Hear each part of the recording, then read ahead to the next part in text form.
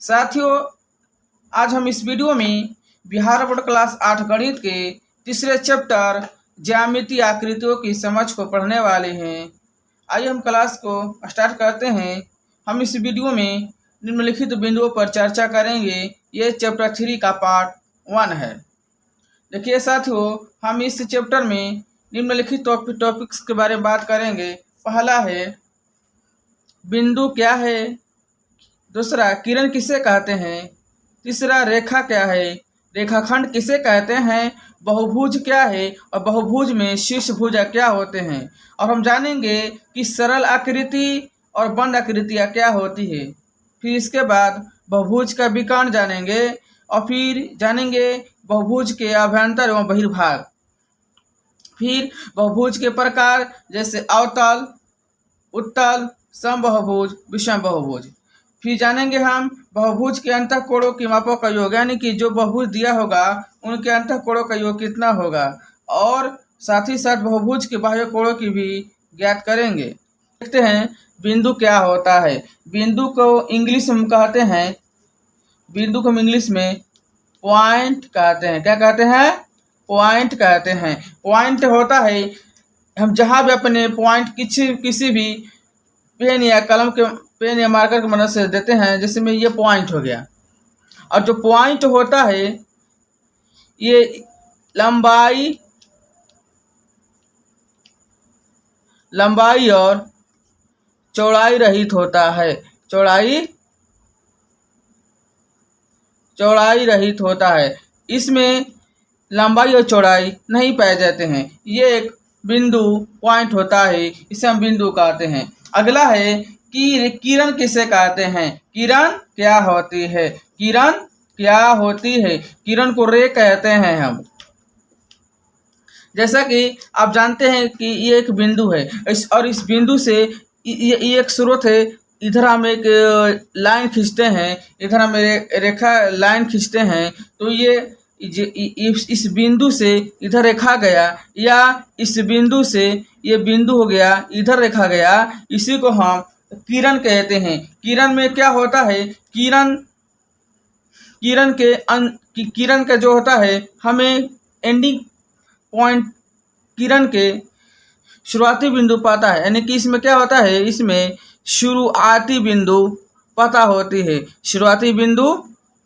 शुरुआती बिंदु हमें इसमें पता होती है। और शुरुआती बिंदु ये है कि पता चला कि ये जो किरण है यहाँ से शुरू होता है और ये अनंत तक जाता है, और इसका अंतिम बिंदु हमें पता नहीं है। अंतिम बिंदु क्या है, अंतिम बिंदु हमें पता नहीं है, ये कहाँ जाकर खत्म होगा, यानी किरण की लंबाई बता पाना मुश्किल है, नामुमकिन है। किरण की हम लंबाई नहीं बता पाएंगे। अगला है रेखा क्या होता है। रेखा को लाइन कहते हैं इंग्लिश में। रेखा क्या होता है साथियों, जैसा कि ये बिंदु हो गया, इधर से एक रेखा इधर से एक रेखा इधर जाती है और इधर से एक रेखा इधर जाती है, तो पूरा बन जाएगा, ये पूरा बन जाएगा, एक लाइन बन जाएगा। तो इसमें तो हमें यहाँ से पता नहीं, इसमें ये पता नहीं है कि ये कहाँ से शुरू हुआ कहाँ से ख़त्म हुआ, यानी इसका ना स्टार्टिंग पॉइंट पता है, स्टार्टिंग पॉइंट पता नहीं है, और ना एंडिंग पॉइंट पता है, और ना एंडिंग मीन्स समाप्ति। ये कहाँ से शुरू हुआ, रेखा कहाँ से शुरू होता है और कहाँ जाकर खत्म होगा, ये हमें पता नहीं है। बिंदु लंबाई और चौड़ाई रहित होता है, इसमें लंबाई और चौड़ाई पर नहीं होता है। किरण क्या होता है, किरण का हमें पता है कहाँ से शुरू हुआ और लेकिन कहाँ खत्म हो गया पता नहीं है। और रेखा में क्या होता है, रेखा में ना स्टार्टिंग पॉइंट पता होती है और ना एंडिंग पॉइंट पता होती है। ये होता है रेखा होता है। और जो किरण होता है, हम किरण को इस तरह दर्शाते हैं। मान लें कि जैसा कि यदि ये ए बी किरण है, तो इसे हम दर्शाएंगे ए बी किरण, इस तरह हम दर्शाते हैं। और रेखा को किस तरह दर्शाते हैं, मान लें कि ये एक ए बी रेखा है, तो हम ए बी रेखा को इस प्रकार दर्शाते हैं, यानी कि ये पॉइंट दर्शाते, ये जो पॉइंट होते हैं ना, ये जो तीर के जो निशान होते हैं, जो तीर के निशान होते हैं, ये ये बताते हैं कि इन्हें कितना भी बढ़ाएं ये खत्म नहीं होगा, इनकी हम लंबाई ज्ञात नहीं कर सकते। हम रेखा की लंबाई पता नहीं कर सकते, हम रेखा की लंबाई पता नहीं कर सकते हैं, रेखा की लंबाई पता नहीं कर सकते हैं।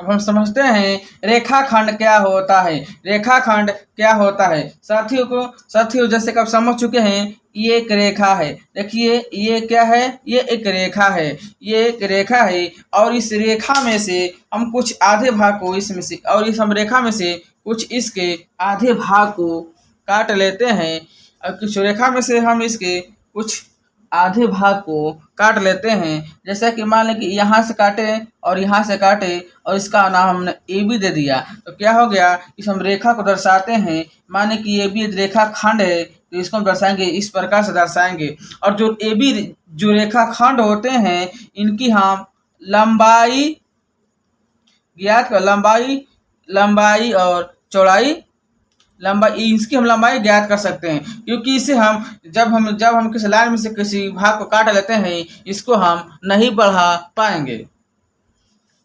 ये रेखाखंड होता है, इसे हम रेखाखंड, इसे हम किरण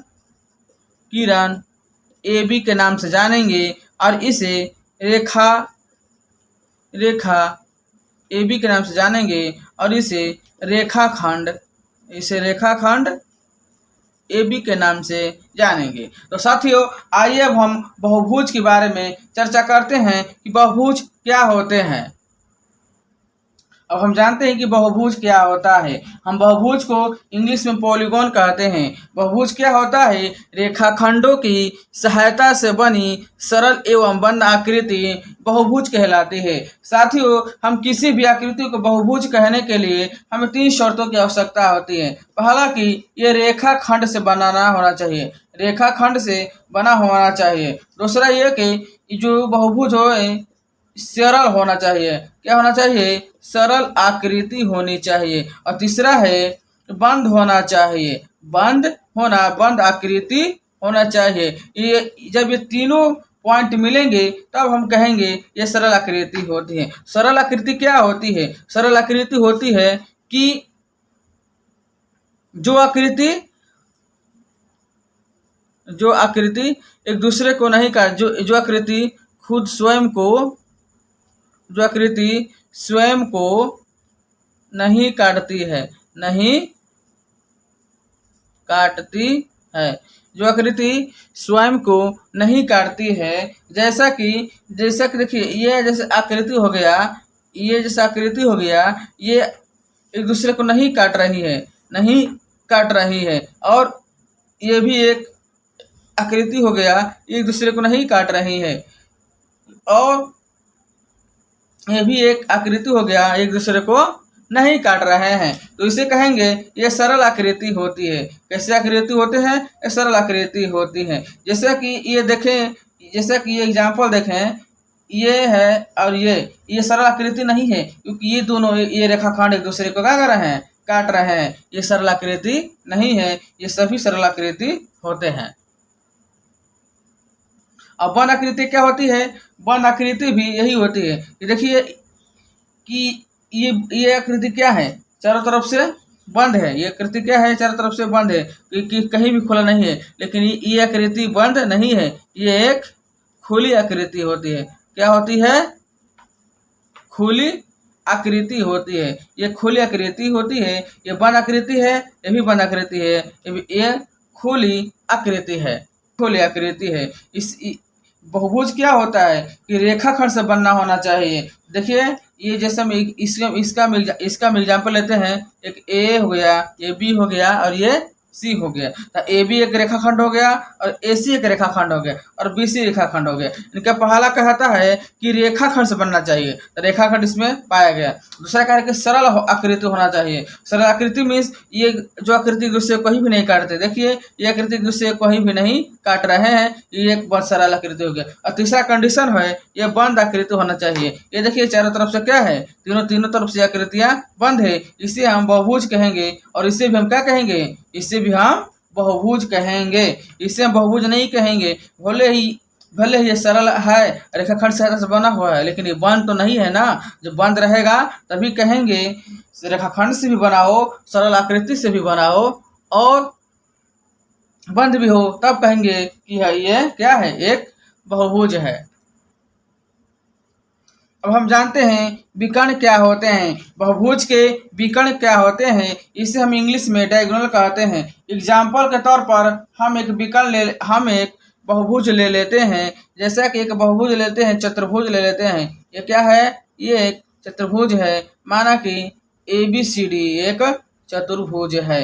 क्या है, चतुर्भुज है। साथियों जैसा कि देख रहे हैं जो सम्मुख शीर्षें होती हैं, ये शीर्ष होते हैं। ये क्या होते हैं, ये शीर्ष होते हैं। इनकी शीर्षों को ये जो होते हैं शीर्ष, इसमें कितने हैं शीर्ष, इसमें शीर्ष की बात करें तो शीर्ष ABC और D, ये बिंदु जो लाल हम जो टिक मारे हैं ये शीर्ष होते हैं ABC और D। जितने भुजाएं होते जिस बहुभुज में जितनी भुजाएं होती हैं उनमें उतने ही शीर्ष होते हैं। अगर भुजाएं की बात करें इसमें कितने भुजाएं हैं, भुजाएं इसमें 4 हैं। एक भुजा AB है, AB भुजा, BC भुजा, फिर CD भुजा और AD भुजा। ये क्या है, इसमें जितने भुजाएं होंगी उतने शीर्ष होंगे, ठीक है। और इसमें कितने कोण हैं, इसमें 4 कोण हैं। जैसा कि कोण A, कोण B, कोण C और कोण C। जितने भुजाएं होती है उतने इसमें कोण होते हैं। और साथियों अब विकर्ण के बारे में बात करते हैं। विकर्ण क्या है, तो इसमें देखेंगे ये जो शीर्ष है, इन शीर्ष इस सम्मुख शीर्षों को मिलाने वाली रेखा क्या हला कहती है। सम्मुख शीर्ष मतलब सम्मुख शीर्ष होते हैं, क्या होती हैं, सम्मुख शीर्ष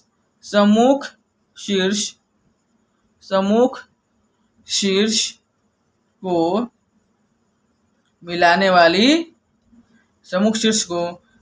वाली रेखा होती है। देख रहे हैं कि ये क्या है, एक दूसरे के सामने है, तो ये क्या हो गया, ये हो गया विकर्ण हो गया। इस पहला विकर्ण क्या है, पहला विकर्ण है DBD है, पहला विकर्ण क्या है और BD है। और दूसरा विकर्ण क्या है, A और C क्या है, उसके सम्मुख है, ये मिला दिया, ये क्या हो गया, AC भी क्या हो गया, एक विकर्ण हो गया। यानी कि किसी भी चतुर्भुज में 2 विकर्ण होते हैं। साथियों यदि बात करें, ये तो चतुर्भुज हो गया। यदि बात करें हम क्या त्रिभुज में विकर्ण होते हैं। जैसा कि हम त्रिभुज ले लेते हैं, तो त्रिभुज में हम देखते हैं एक मान लें कि ये शीर्ष A, शीर्ष B और शीर्ष ये तीनों क्या है, शीर्ष हैं। यदि हम देखें इस विकर्ण क्या होता है, सम्मुख शीर्षों को मिलाने वाली रेखा। इस जो A का शीर्ष है ये नहीं दिया गया है, A का शीर्ष नहीं दिया गया है, न C का शीर्ष दिया गया है, न B का शीर्ष दिया गया है, इसलिए इसमें विकर्ण नहीं होते हैं। क्योंकि इसमें शीर्ष नहीं दिया गया, सम्मुख शीर्ष नहीं है, इसलिए क्या होते हैं, त्रिभुज में विकर्ण नहीं होते हैं। तो हम समझ चुके हैं कि विकर्ण क्या होते हैं। तो आइए अब हम दूसरे बहुभुज के अभ्यंतर एवं बहिर्भाग को समझते हैं। आइए अब हम समझते हैं बहुभुज के अभ्यंतर एवं बहिर्भाग क्या होते हैं। साथियों जैसा कि आप देख रहे हैं ये एक त्रिभुज है, ये एक बहुभुज है। बहुभुज के जो आंतरिक जो भाग होते हैं, आंतरिक भाग वाले को हम अभ्यंतर कहते हैं। आंतरिक भाग वाले को क्या कहते हैं, अभ्यंतर कहते हैं। यदि पूछे कि बहुभुज के अभ्यंतर भाग में कितने लड़के हैं, 2 लड़के हैं, दो लड़के हैं। अगर बहिर्भाग क्या होता है, बहुभुज के बाहरी वाला भाग। जैसे कि ये त्रिभुज हो गया, इसके बाहरी भाग में कितने लड़के हैं, इसको हम बोलते हैं, बाहरी भाग को बोलते हैं बहिर्भाग। क्या कहते हैं, बहिर्भाग। कहते हैं। अब सवाल पूछे कि इस बहुभुज के बहिर्भाग में कितने लड़के हैं, तो हम देखेंगे 1 2 3 4 और 6। इसमें कितने लड़के हैं? 6 बॉयज हैं। साथियों, आशा है कि आप समझ चुके होंगे। आइए अब हम समझते हैं कि बहुभुज के प्रकार देख लेते हैं। पहला प्रकार है उत्तल बहुभुज। उत्तल बहुभुज क्या होता है? ये जैसे में देख रहे हैं, देखिए ये क्या है। ये जैसे में कि मान लीजिए ये एक हम बहुभुज बना रहे हैं और इसकी जो ऊपर कर रहे हैं, ये जो ऊपर की ओर गया, इसमें कितनी भुजा है? ये पंचभुज हो गया। एक भुजा जैसे है, एक भुजा जैसे में इसमें एक भुजा है, जैसे में ये एक भुजा है ए बी सी डी और ए। तो इसमें ए बी भुजा, बी सी भुजा और सी डी और डी और ए ही भुजा है। ये जो बाहर जो निकला हुआ इसके बराबर से इसके ये जो बाहर निकला हुआ है, इसे हम बहुभुज कहते हैं। इसे हम उत्तल बहुभुज कहते हैं, यानी कि उठा हुआ आगे की तरफ बड़ा हुआ। जैसा कि ये भी एक क्या है? ये भी एक बहुभुज है। जैसा कि ये इसका नोक यहाँ तो बराबर है कि ये आगे बगल गया हुआ है, इसे हम क्या बोलेंगे? ये उत्तल बहुभुज है। अवतल बहुभुज क्या होता है? अवतल बहुभुज जैसे कि ये जो बाहर फेंका गया है, ये अंदर होता है। जैसे कि यहाँ से एक हो गया, ये भी क्या है? 1 2 3 4, ये भी पंचभुज है, लेकिन ये जो क्या है, ये भीतरी भाग में गया है, ये भीतर गया है, इसलिए क्या हो गया? ये एक अवतल बहुभुज है, यानी कि इसके अपने अंदर ही समाया हुआ है। ये अवतल बहुभुज होता है। अब हम समझ सके हैं कि समबहुभुज क्या होते हैं। कि तीसरा प्रकार समबहुभुज, चौथा है सम विषम बहुभुज। सम का माना होता है बराबर, बहुभुज बराबर, यानी कि वो जिनके क्या हो वैसे बहुभुज जिनके सभी अंतःकोण क्या हो? अंतःकोण, इसके सभी अंतःकोण क्या होते हैं? अंतःकोण बराबर हो। अंतःकोण क्या हो? बराबर हो। अंतःकोण बराबर हो और इसके सभी भुजाएं बराबर हो। भुजाएं क्या हो? भुजाएं भी क्या हो? बराबर हो। तो हम कहेंगे समबहुभुज है। जैसा कि एग्जाम्पल है, समबहुभुज की एग्जाम्पल एक है वर्ग हो गया, समचतुर्भुज हो गया। ये सभी क्या होते हैं? ये समबहुभुज होते हैं। और विषम बहुभुज क्या होता है? विषम बहुभुज होता है कोण क्या होते हैं? अंतःकोण बराबर नहीं होते। अंतःकोण बराबर नहीं होते हैं और सभी भुजाएं इसके बराबर नहीं होते हैं, तब उसे कहते हैं विषम बहुभुज कहते हैं। यानी क्या समझ में आया कि समबहुभुज वह बहुभुज होता है जिसके सभी अंतःकोण क्या होते हैं? बराबर होते हैं और सभी भुजाएं बराबर होती हैं, जैसा कि वर्ग, समचतुर्भुज etc। और विषम बहुभुज क्या होता है? जिसके सभी भुजाएं बराबर नहीं होती हैं, ये नहीं बराबर का चिन्ह है, और अंतःकोण भी बराबर नहीं होती हैं। जैसे हम इसमें एग्जाम्पल ले सकते हैं, जैसे समांतर चतुर्भुज। समांतर चतुर्भुज ये भी क्या है? ये एक विषम बहुभुज है। अब हम समझते हैं कि किसी भी बहुभुज के अंतःकोणों की मापों का योग क्या होता है। जैसा कि हमने चित्र लिया है, एक बहुभुज ABC त्रिभुज है और एक बहुभुज PQRS चतुर्भुज है। जैसा कि साथियों इसमें जितनी भुजाएं होती हैं उन भुजाओं में उतना ही कोण होता है। जैसा कि त्रिभुज में देख रहे हैं कि त्रिभुज में कितनी भुजाएं हैं? 3 भुजाएं हैं। त्रिभुज में कितनी भुजाएं होती हैं? 3 भुजाएं होती हैं। इसके जो अंतःकोण होते हैं, ये जो देख रहे हैं, ये जो इसके अंदर वाला भाग क्या होता है? अंतःकोण होता है। कि जो बहुभुज, किसी भी बहुभुज, जितना भी नवभुज हो, कितना ही उसमें भुजा हो, उस भुजा के अनुसार हम कैसे किसी बहुभुज के अंतःकोणों के मापों का योग ज्ञात कर सकते हैं। जैसा कि साथ हम जानते हैं कि त्रिभुज के दोनों कोणों का योग कितना होता है? मापों का योग, त्रिभुज के तीनों कोणों के मापों का योग 180 डिग्री होता है। इसे हम इस सूत्र पर ज्ञात कर सकते हैं। जैसा कि एक सूत्र दिया गया है कि जो कोई भी बहुभुज हो कि अंतःकोणों के मापों का योग बराबर bracket n-2 bracket into 180 degree या 2 इंटू n-2 इंटू 90 डिग्री। इसी को 190 डिग्री को 90 गुना के 180 इसी को बढ़ा के लिखा गया है ना। तो ये ज्ञात इस पर हम मान रखेंगे या इस पर रखेंगे। जैसे हम ज्ञात करेंगे कि हमें त्रिभुज का ज्ञात करना है कि त्रिभुज के अंतःकोणों का योग कितना होता है।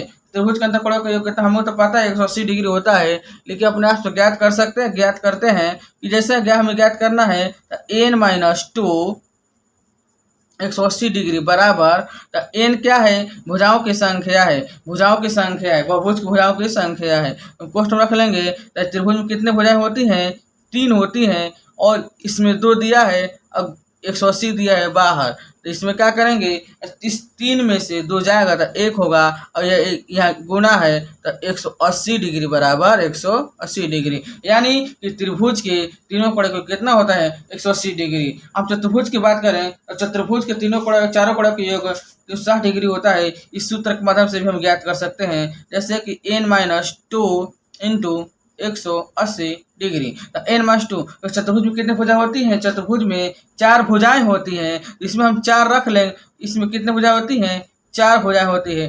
4-2 इंटू 180 डिग्री बराबर 4 में से 2 जाएगा 2, और यह गुणा है 180 डिग्री बराबर कितना हो गया 18 का 36, यानी 360 डिग्री। इस प्रकार हम किसी भी बहुभुज के अंतःकोणों का माप ज्ञात कर सकते हैं। जैसा कि एक एग्जाम्पल और लेते हैं, हम एक पंचभुज लेते हैं। पंचभुज का यदि हमें ज्ञात करना हो तो पंचभुज में कितने भुजाएं होती हैं, 5 भुजाएं होती है। पंचभुज में कितने भुजाएं होती हैं, 5 भुजाएं होती है। यदि हमें ज्ञात करना हो कि पंचभुज के अंतःकोणों का योग कितना होता है, तो हम ज्ञात कर सकते हैं इस पर n-2 180 डिग्री इंटू, तो n के जगह पर 5 रखेंगे। इसमें कितने भुजाएं हैं, पंचभुज में 5 भुजाएं हैं, हम रखेंगे 5-2 इंटू 180 डिग्री बराबर 5 में से 2 जाएगा, यहाँ 3 बचेगा, इंटू 180 डिग्री बराबर 18-53 54, और 0 को बैठा देंगे, यानी कितना डिग्री हो गया, मापों का योग कितना हो गया, पंचभुज के अंतःकोणों का योग कितना होता है, 540 डिग्री होता है। इस प्रकार हम किसी भी बहुभुज के अंतःकोणों के माप को ज्ञात कर सकते हैं। अगला टॉपिक है बहुभुज के बाह्य कोणों की मापों का योग कितना होता है। साथियों, पहली बात तो समझ लीजिए कि कोई भी बहुभुज हो, त्रिभुज हो, चतुर्भुज हो, पंचभुज हो, नवभुज, जितना भी इसमें भुजा हो, उसके बाह्य कोणों का योग 360 डिग्री ही होता है। यदि पूछे कि त्रिभुज के बाह्य कोणों का योग कितना, त्रिभुज के बाह्य कोणों के मापों का योग कितना होता है, तभी 360 डिग्री। चतुर्भुज के बाह्य कोणों का योग कितना होता है, 360 डिग्री। किसी भी बहुभुज के कोणों की बात करें, 9 भुज, बहुभुज, 50 भुज, जितना भी भुजा पूछे, किसी बहुभुज के कोणों का योग 360 डिग्री होता है। अब बाह्य कोण क्या है, जैसे में ये एक त्रिभुज है, तो ये आंतरिक कोण है, क्या है, ये अंतः कोण है, और इसकी जो यदि हम इसके भाग को बढ़ा देते हैं तो यहाँ में जो मिलता है ये बाह्य कोण है। इसको भी यदि हम बढ़ा देंगे ये बाह्य कोण है, इसको भी यदि हम बढ़ा देंगे ये बाह्य कोण होता है। तो क्या होता है, बाह्य कोण होता है। इन्हीं को हम क्या कहते हैं, बाह्य कोण कहते हैं। यानी किसी बहुभुज के बाह्य कोणों का योग 360 डिग्री होता है। और चतुर्भुज की बात करें, जैसे हम कि यदि मान लीजिए ये चतुर्भुज है, यदि ये चतुर्भुज है तो इसका बाह्य कोण ये होगा, इसका बाह्य कोण ये होगा, इसका बाह्य कोण ये होगा, और इसका बाह्य कोण ये होगा। तो क्या होगा, इसके कोई भी बहुभुज हो, इनके बाह्य कोणों का योग, बाह्य कोणों का योग 360 डिग्री ही होता है, 360 डिग्री होता है। नवभुज का बहुभुज नवभुज हो, 50 भुज हो, या कितनी लाखों भुजा क्यों ना हो, उसका बहुभुज का अंतःकोणों का योग 360 डिग्री होता है। तो साथियों, यहीं पर हम अपने इस वीडियो को समाप्त करते हैं। इसके हम अगले वाले वीडियो में प्रश्नावली 3.1 के सभी प्रश्नों को हल करेंगे। तो साथियों, यदि आपको मेरा वीडियो अच्छा लगा तो मेरे चैनल को सब्सक्राइब करें, लाइक और कमेंट करें, और ज़्यादा से ज़्यादा अपने रिश्तेदार और दोस्तों में शेयर करें ताकि वो भी इसका फ़ायदा उठा सके। जय हिंद, जय भारत, इंकलाब जिंदाबाद।